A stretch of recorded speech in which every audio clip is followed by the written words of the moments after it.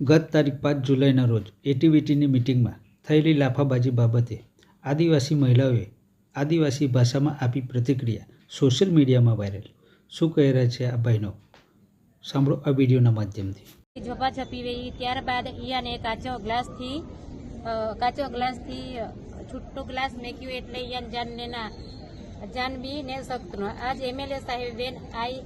ઈયાને આય વર્તન સોંપતો ના આપો આદિવાસી માટે મોટી મોટી વાત કહે હે તા આય કે બન્યો आज आदिवासी बहन અને आदिवासी महिला को ने एक आदिवासी महिला भी आपो बैसी जा है, एक माँ है, एक दीकरी है और एक आदिवासी एक आपो भाई है, वो भी आपो एक बेटा है